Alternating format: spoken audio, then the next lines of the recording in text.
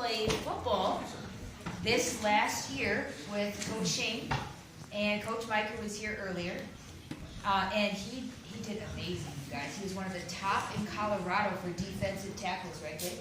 Well, you would know all your defensive tackles. There was a couple other things that you were one of the top 2 or 3 in all of Colorado. Okay, so quite an athlete, but guess what? You know what makes him so amazing? He loves God a lot. So Reese is going to kind of share with us some of his story and his life with God. And then at the end, you guys can raise your hands and ask me questions. That sound good? Okay, so Reese, tell us a little bit about your background, your life growing up.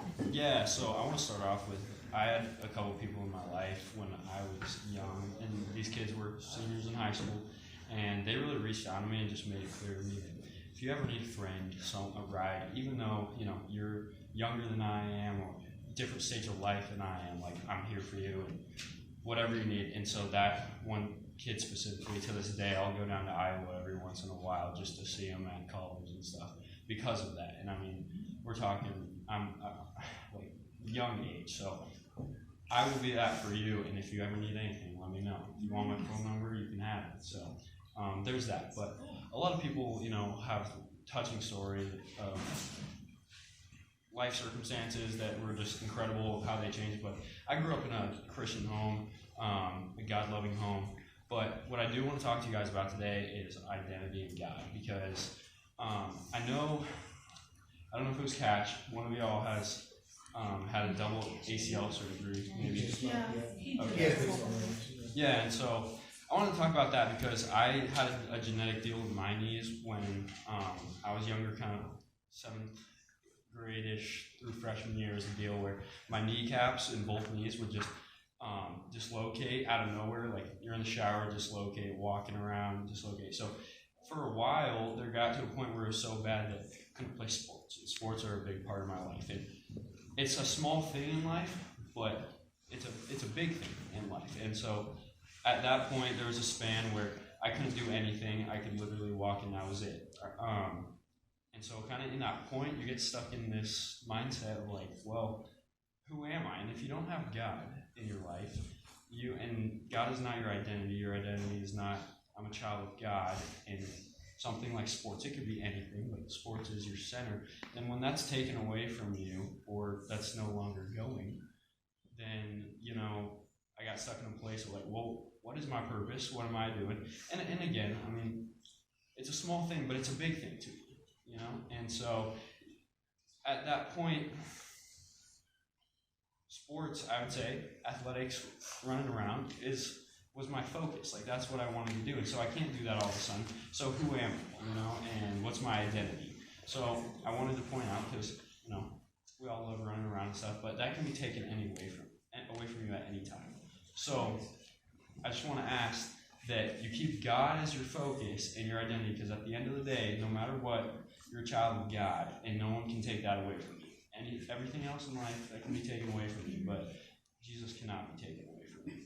So that's kind of what I wanted to get across today, because it took me a little bit to realize that. And once I realized that I'm a child of God and I love sports, I'm a child of sports, I guess.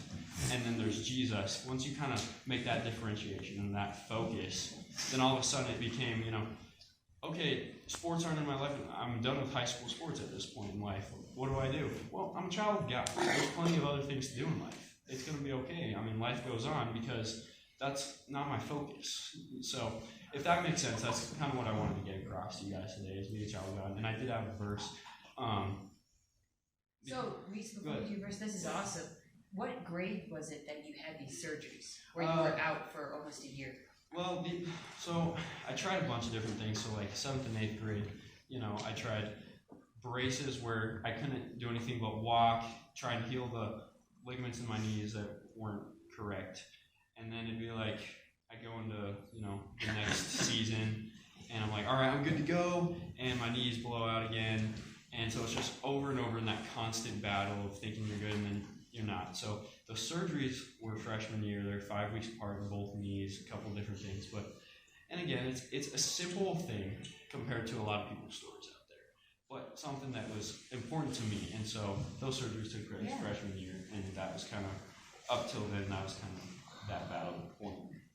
So how did you stay focused on God like during that time, even though you were not in sport, not able to participate in sports? Yeah, or that at least you said there was one chunk like 8 months. Yeah, and so I've been blessed to have some good influences in my life who were able to speak into me and kind of help me understand that. I'd say that's the biggest thing. Some of those, there were a couple high school kids, and then my dad and a couple other people, and they just really spoke out in my life, like, hey, life goes on. Like you're about Jesus and you like sports. You know what I mean? So if that's something that's taken away from you, you're still a child of God. You have value. You're not going to lose the value because something that you value. God values more than you value. You know what I mean? So I love that, Reese. So who is Jesus to you? We kind of talked about it, and to me, Jesus is the best friend. And that sounds basic, but I would say, especially going through high school and stuff, it's hard to find people who are just alike in the fact of loving Jesus. And so you don't always feel like you can just get things off your chest and just talk to someone, right? Well, when you're talking to Jesus, it doesn't always have to be like, dear thou Lord, like talking old-fashioned stuff, like, Jesus, how's it going, man? Like, I just want to speak this to you and talk to you about this problem I have going on today at school. Like, that's how I talk to him. And, not everyone might necessarily agree with that, but that's the relationship I have as a best friend. Like, I'm just having a conversation. I'm just talking to someone who I know is always there for me. So that's how I do. That's awesome. So what do you do on a daily basis to stay close to your best friend? Personally, I always love to start off the day wherever I'm driving to. I like to start off the day listening to some Christian music, get that going, listen to just Jesus music. And then every night before bed, I pick out whatever day it is, I take that day and I read the proverb of that day. So March 4th, Proverbs 4. And I like to do that because there's something so applicable in Proverbs that you can apply to every day. And we kind of talked about it, but maybe today I was boastful or arrogant about something that I did. Well, there's a proverb, pride comes before a fall. You know what I mean? Like that's a basic thing, but there's something to connect to every single day that really just makes it so applicable. So I go through and I really focus on trying to find what did I do today that applies to this proverb and how can I change that? Or, sometimes it's gonna be like, you know what? I did that today and I watched, my mouth or whatever it is. Just go through and kind of be like, how can I work on this next day based on the proverb I read today? That's what I like to do. I love that. So there's a lot of really serious athletes in this room, that are the top in what they do or really excited to move forward with sports. How do you think your relationship with God helps you become a better athlete? You are obviously the top in your defensive football, let alone other sports that you do. Yeah, how's your relationship with God help you be a good athlete? Something I wanted to touch with that basically is you talk about being a light in sports, and that's kind of a hard subject because you're like, how do I play sports and be a light for God at the same time? So, for example, in football, right? How do I make that difference? It doesn't always have to be like, hi, my name is Reese, do you know Jesus kind of thing. When you're so what I personally do is, I don't know if you guys have heard of AO1, the letter A, the letter O, and the number 1. So what I do is every football game, before the game, I tape my wrists. And every week I go and I ask a new person, I'm like, hey, can you write AO1 on my tape? And that's all I say. And every single week, I promise you, they go, yeah, absolutely. What does that mean? And I say, audience of 1. And that's all I say. And every single week they go, what does that mean? And I go, play for Jesus. Play for Jesus. And I leave it at that. And that's the only thing I ever do. And I've had not an incredible amount of people, but a few different people come up to me and be like, man, that's awesome. I want to do that. Not a lot, but 3 is 3. 1 is 1. So that's what I like to do. It doesn't have to be, pushy and pushy and pushy and pushy. It's just like that little seed. It's that little seed that you plant. So that's So, I love that. It's an amazing way to evangelize. How do you think your relationship with God helps you be a better athlete? Like, as far as just, you have a lot of success athletically. So, how do you think your faith helps you with that?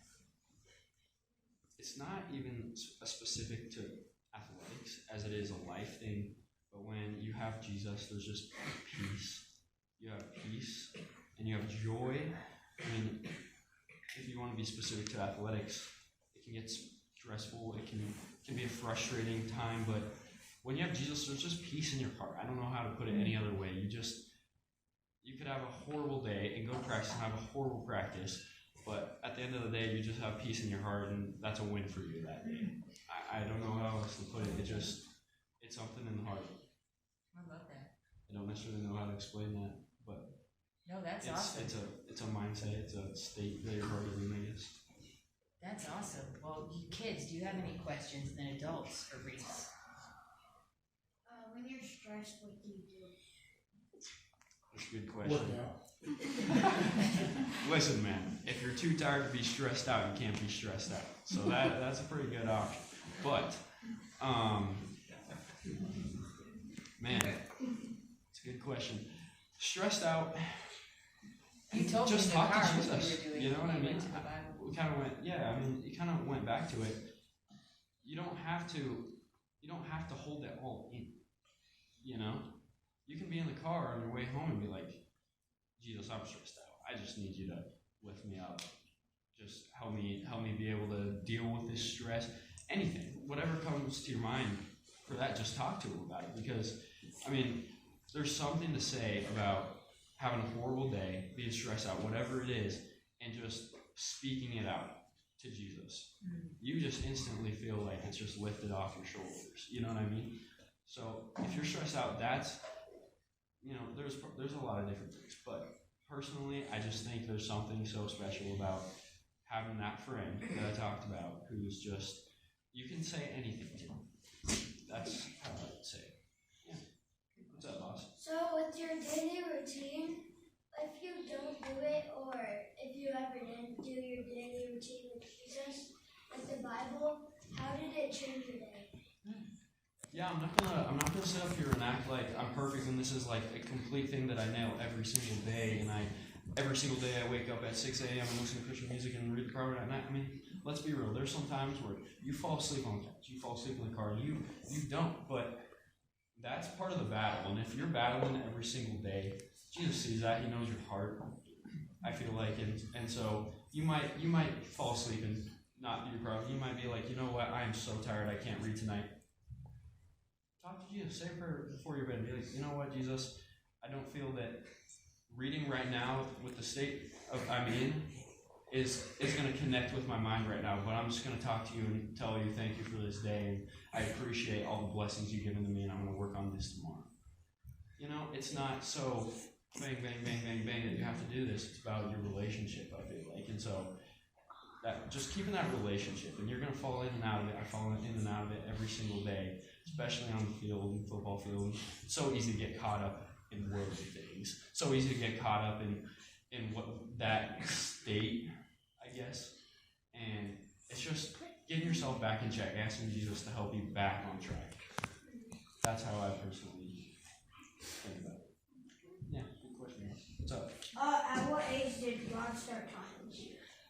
I don't necessarily have an age, I think it's just a process of just trying to build that relationship with Jesus every day. I can't tell you an age that for me, I don't know that just absolutely clicked one day. It's just an everyday struggle. And if you're fighting, then I think you're on the right track.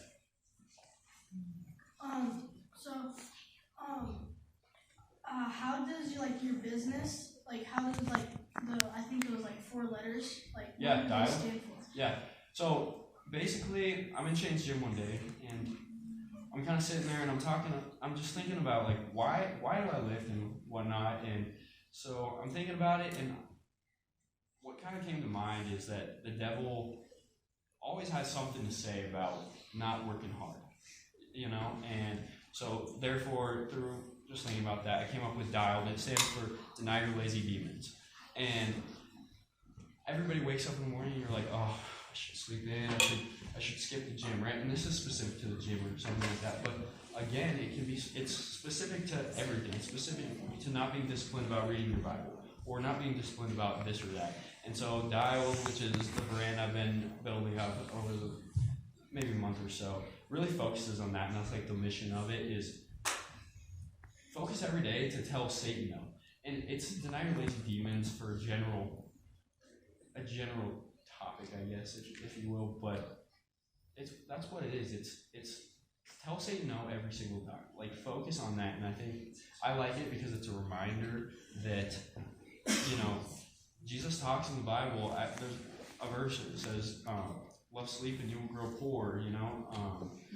There's this like the Bible I have. It has this like little saying in there. And it's, if all you do is lay in bed. If all you do is lay in bed, that your bank account will sink like lead, but if you work to stay awake, you'll stuff your face with yummy cake. Like, things like that, right? And I know it's a simple thing, but if you think about it every single time, it just becomes a habit. And so I don't necessarily know that this is more for the brand or for myself as a reminder. You know what I mean? It's more for myself to be like, hey, say no to that today. Say no to that today. Choose Jesus today. Any other questions? What's up? Can you say your verse? I bet you hear. Yeah, my verse? Yes. Oh, sorry. Yeah, I have one more question, if that's your last thing. Go for it. When you were kind of, like he asked, when did God start speaking to you or whatever, and you said it was just kind of a process. Do you remember if it was like somebody always, like your parents or somebody kind of, I don't want to say pushing you, but just being like, oh, do you want to do this? And it was about God. Oh, do you want to do this about God? Or was it you personally being like, I want to read my Bible, or I want to go do this? That's God related. Was it? What I've kind of realized is sometimes the pushiness of being not forced, Right. but highly encouraged to make that a habit can sometimes, like, as a young person, push you away from that habit. And so it's more so seeing a change in people who have Jesus, which is kind of what my verse is about. And it's Matthew 5:9. It says, "Blessed are the peacemakers, for they shall be called sons of God." And I like that word, peacemakers, because you see peace in people who have the Holy Spirit. Like, there's something different about it. There's something different about being in this place versus out in the world. And when you just see that over and over again, it makes you want that. It makes you want that. You think about it every day. And I stress about things like, it's such a simple thing. It's a stupid thing, but get new tires on my truck. And I'm like, this won't last. Like, that simple thing won't last, but Jesus lasts, and peace in Jesus lasts forever. That kind of thing is what, like, pushes me, because I see people with Jesus, and I want that everlasting peace, if that makes sense. I get caught up sometimes in the worldly objects, but I try and take a second to be like, that is not going to heaven with me. You know what I mean? You guys miss the kid? It's first world problems. Exactly. Yeah, Exactly. So, Which kid I get it. is this? Laxon. He's right there. So if that answers your question, Yeah. it's not necessarily. That's right. Yeah. I know those eyes when you miss the kid. Yeah, Seeing that's, that difference, seeing that everlasting, just like Yeah. We've all been there. in a more third world, seeing people in Ukraine who have hope when they could potentially die tonight, kind of thing, which we don't get to experience. Yeah. We don't have to experience. right. Isn't it cool? Like, it's like witness. And the answer is witness. It is witness. That's the most like powerful thing. Is like people's witness. You know. Hey, babe, I was going to have Reese do this. Reese, explain. This is one of the most powerful things I've seen your family do all the years I've known you guys. Explain, because I want to do this so bad for our kids. Explain what your parents do at the lake for you guys. Yeah. Like, even for Kelson's birthday. Yeah. Or whatever it was last year for Kelson. Kind of explain how you guys do that, what your parents do for you kids. It's not necessarily at the lake, but it's in general. So when I turned 13, my dad surprised me with a trip up to a cabin in the mountains. And I get there, and it's all adult men, whether I mean, it was like, my dad, grandpa, uncle, and then a few of family friends of adult men, and so it's adult men for me, and they just speak in my life. So we've got like maybe say a 3-day trip, we hang out, play some games, whatever, just have a good time. But then there's a day in there where I spend maybe 10-15 minutes talking with each person. My dad, we had one guy who was just very financially well off, and we had one guy who talked to me about, just whatever my dad finds a strong suit in their lives. I would sit down and talk with them. They'd speak into my life and give me one thing to take home with me that reminds me of that. And so, kind of through that, I now have these adult men in my life who are God-fearing adult men who I know I can go to for anything. And I mean, there's, maybe a 20-year age gap, but they speak into my life. I mean, and I still catch myself. I mean, at 13, you don't remember every single word every one of those people told you. But there's times in a situation where you're like, this person spoke to me about that situation, and that just clicks in your mind. I remember however many years ago they said that to me. So it's like a man day, I guess. For one of my younger brothers, Kelson, all of them got swords. And it's just like something, it's a connection that all those men are able to speak in your life, and you have someone you can go to, kind of thing. And I think it was a whole purity curriculum stuff too. Yeah, there's purity curriculum. Stuff.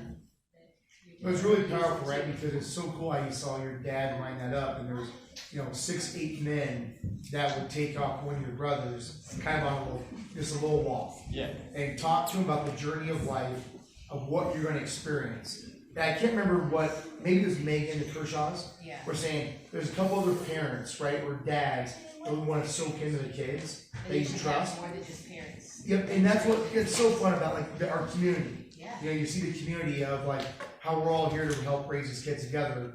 But your parents did such a good job of forming those relationships for you kids.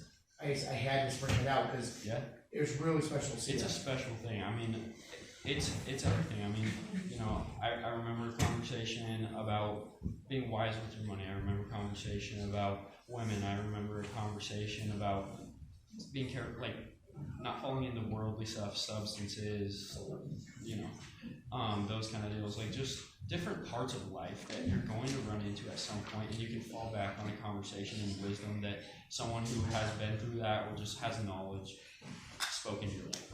So you feel it's pretty helpful. Yeah, it's special. That's awesome. Well, gosh, that was amazing. Any one last final question? Maybe Reese, you can lead us in a prayer. Yeah, for You sure. mind an evening prayer, and then we'll break, and you guys are welcome to hang out for a little longer. Anyone that wants to, and ask Reese any questions too to come up to him after. Sweet. Thank you, Reese. That was awesome. Let's give him a hand.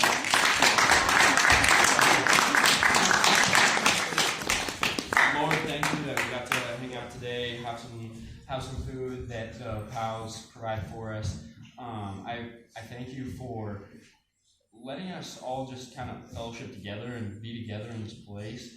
You can see a difference in this home and the people here, and that's what I truly love about what you can do for people. Thank you, Lord. Help everyone to get home safe tonight, and for everyone to just keep you in our hearts going into this week. In Jesus' name, amen. Amen.